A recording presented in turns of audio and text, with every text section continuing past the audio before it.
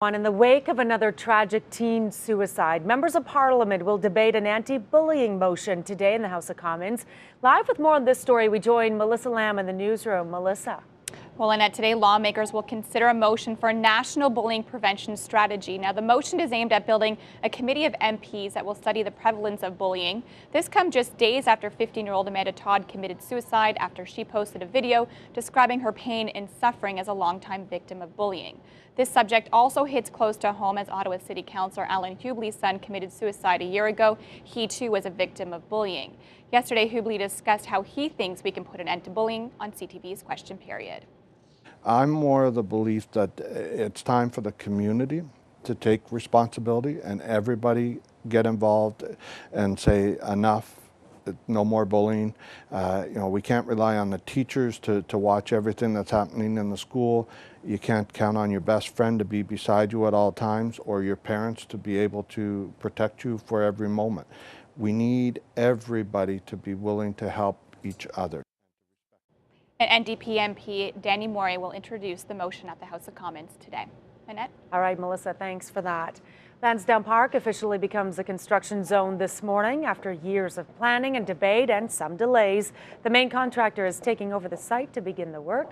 The city says crews will spend the next week setting up fences and bringing in construction equipment. The new sports stadium is scheduled to be ready for the summer of 2014, with the entire project finished by 2015.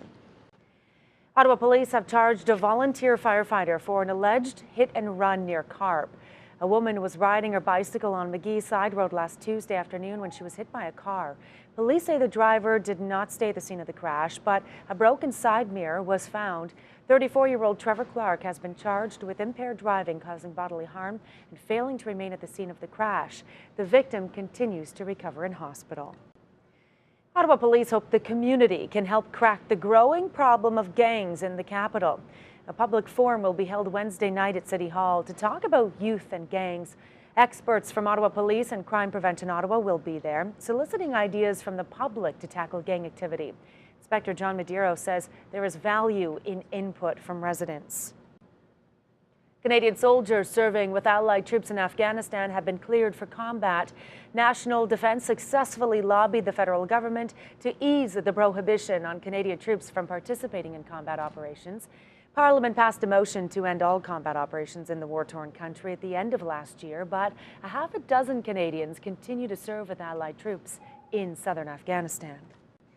A 14-year-old Pakistani girl shot by the Taliban is on her way to Britain this morning for treatment.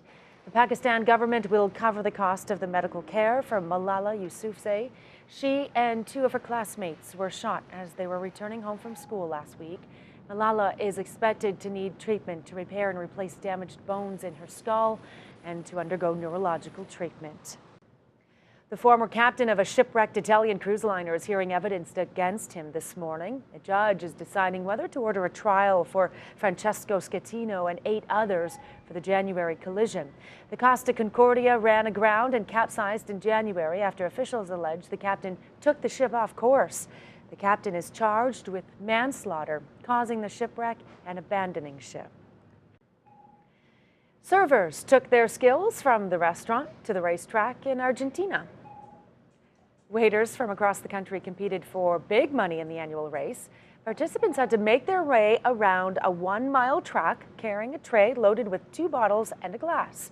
The race is based on a traditional one from Paris that started in 1904. And we have an update for you now on the 2012 Ottawa United Way campaign. So far, you've helped to raise $4,318,000.